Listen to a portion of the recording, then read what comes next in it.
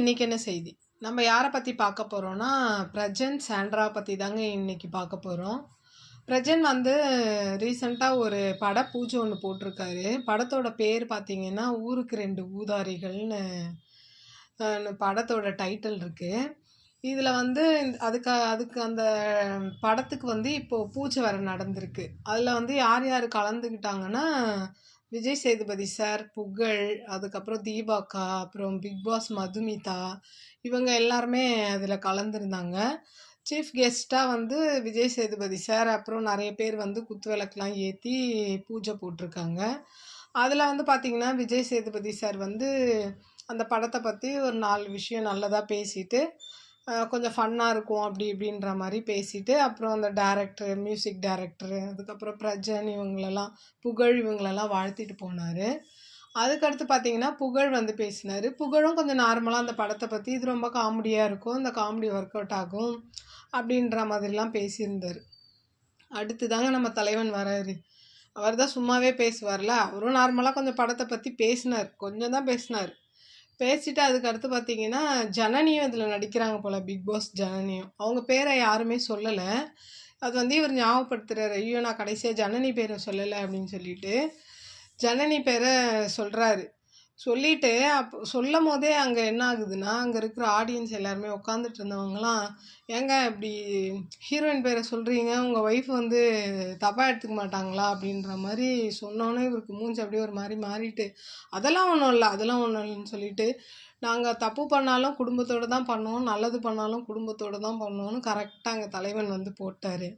ஏன் சொல்லுங்களேன், எப்பவுமே பிரஜன் வந்து இந்த மாரி விஷயத்தெல்லாம் கரெக்ட்டா பண்ணுவாரு. ஏன்னா பிக் பாஸ்குள்ளேயே அது நடந்திருக்கு. நெறைய விஷயம் தான் நம்ம பார்த்துருக்கோமே. இப்போ அந்த அ கெஸ்ட்டா இவங்க அதுக்கு அடுத்து எலிமினேட் ஆயிட்டு கெஸ்ட்டா உள்ள வருவாங்கல்ல பிபிக்குள்ள. அப்ப கூட பார்த்தீங்கன்னா, வெளியில என்ன மாரிலாம் இன்டர்வியூ கேட்க போறாங்க, எப்படிலாம் இன்டர்வியூ கேட்பாங்க, அதெல்லாம் நீ பார்த்து யோசிச்சு தான் பதில் சொல்லணும். மாத்தி மாத்திலாம் கொஸ்டின் கேட்பாங்க அப்படின்னு சொல்லி, பிரஜன் தான் வந்து சாண்ட்ராக்கு நல்லா சொல்லிக் குடுத்துருப்பாரு. உள்ள எப்படிலாம் கொஸ்டின் போகும், என்ன ஏதுன்னுலாம் சொல்லிக் குடுத்துருப்பாரு. அதுக்கேத்த மாரி தான் அவங்களும் வெளியில வந்து சொல்றாங்கன்னே வச்சுக்குவோம். அதுக்கு அடுத்து பார்த்தீங்கன்னா, சாண்ட்ரா வந்து அந்த இன்டர்வியூல ஒண்ணு சொல்லியிருந்தாங்க. கார் டாஸ்க்ல வந்து நான் வந்து முதல்ல ஃப்ரண்ட்ல ஏற தான் போயிருந்தேன். என்னோட அன்னைக்குன்னு பார்த்தீங்கன்னா, நான் ஒரு சாக்ஸ் போட்டதுனால வழுக்கி, நான் வந்து பின்னாடி போய் உட்காந்துட்டேன்ற மாரி சொல்லியிருந்தாங்க.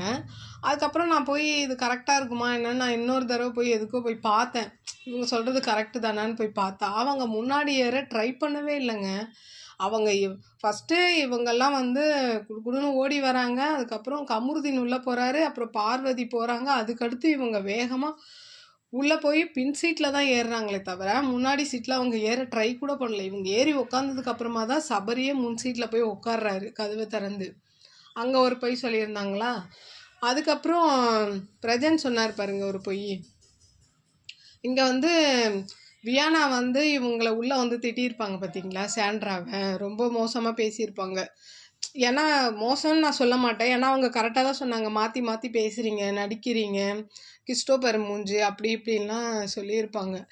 இத ஏன் அவங்க சொன்னாங்கன்னா, அதுக்கு வந்து இவரு பிரஜன் வந்து இன்டர்வியூல சொல்றாரு. என்னன்னுன்னா, இவங்க போயி பிஆர் டீம வந்து இவங்க வியானா வந்து பிக் பாஸ்க்குள்ள வர்றதுக்கு முன்னாடியே போயி ஒரு பிஆர் டீம பார்த்துட்டாங்களாம். அது யார் பிஆர் டீம்னா, அதான் ஒண்ணு பார்வதி பிஆர் டீமா, இல்லன்னா கமருதீன் பிஆர் டீமா. அங்க போயிட்டு பார்த்துட்டு, அவங்க கிட்ட கொஞ்சம் மணி வாங்கிக்கிட்டாங்களாம். காசு வாங்கிட்டு தான், உள்ள வந்து இவங்க வந்து இவ என் ஒய்ஃப வந்து அவங்க அப்படிலாம் பேசியிருக்காங்கன்ற மாரி இன்டர்வியூல சொன்னாரு.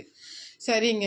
அப்படி பார்த்து அப்போ உங்களுக்கு வந்து ஒரு ஐடியா கிடைச்சிச்சு. உங்களுக்கு வந்து அந்த தகவல் கிடைச்சிருக்கு. அப்போ என்ன, நம்ம ஒய்ஃப வந்து அந்த பொண்ணு வந்து இப்படி நடிப்பு அரக்கி என்னமோ சொல்லி வச்சிருக்கே. அதுக்கு நம்மளுக்கா இருந்தா என்ன ஆகும்? இந்த பொண்ணு இதெல்லாம் பண்ணியிருக்குல்ல. அப்போ நம்ப போய் இந்த பொண்ண எக்ஸ்போஸ் பண்ணணும்னு சொல்லிட்டு, இவரு உள்ள போனார்ல. அப்போ வியானா அங்க உள்ள தானே இருந்தாங்க. அப்போ போய் இவரு கேட்டுருக்கலாம்ல. என் ஒய்ஃப நடிப்பு அரக்கின்னு சொல்றியே, நீயே வந்து பிஆர் டீம் கிட்ட காசு வாங்கிட்டு தான் வந்தேன்னு, நீங்க வியானாவ உள்ளேயே கேள்வி கேட்டிருந்துருக்கணும். அதெல்லாம் எதுவுமே கேட்காம, அங்கெல்லாம் விட்டுட்டு, அதுக்கப்புறம் வந்து இப்ப இன்டர்வியூல சொல்லிட்டு இருக்காரு, வியானாவே பிஆர் டீம் கிட்ட காசு வாங்கிட்டு தான் உள்ள வந்திருக்காங்க. இதெல்லாம் நம்புற மாதிரி அங்க இருக்கு. அப்போ அந்த பிஆர் டீம் யாருன்னு உங்களுக்கு தெரியும். அவங்களே வந்து நீங்க கேள்விப்பட்டீங்க. உங்களுக்கே அவங்க ஃபோன் அடிச்சு அதாவது பிஆர் டீமே வந்து ஃபோன் அடிச்சு பிரஜனுக்கு சொல்றாங்க. இந்த மாரி இவங்க காசு வாங்கிட்டு தான் உள்ள வந்திருக்காங்க அப்படின்னு. அப்போ அவ்வளோ ஆணித்தனமா உங்களுக்கு தெரியுதுன்னா, நீங்க உள்ள போய் வியானாவே கேட்டுருக்கலாமே. வியானா அதுக்கு கரெக்டான பதில் குடுத்துருப்பாங்க. 2வது வந்து அ திவ்யாவ வச்சு அவங்க வியானா தான் மாத்தி விட்டாங்க. ஒரு எதுவுமே பேசலையாம் சாண்ட்ரா வந்து. ஆனா வியானாவ தான் மாத்தி போட்டாங்களாம். சரி அதுவும் அந்த இடத்துலயுமே உங்களுக்கு தப்புன்னு தெரியல. அதையும் போய் கூட அங்க கேட்டுருக்கலாமே. ஏன்னா வியானா நீங்க 2 பேர் இருக்கும்போது தான் வியானா உள்ள இருந்தாங்களே. அப்ப கேட்டு உங்களோட நியாயத்த நீங்க தெளிவுபடுத்தியிருந்தீங்கன்னா கூட கரெக்ட்டா இருந்திருக்கும்.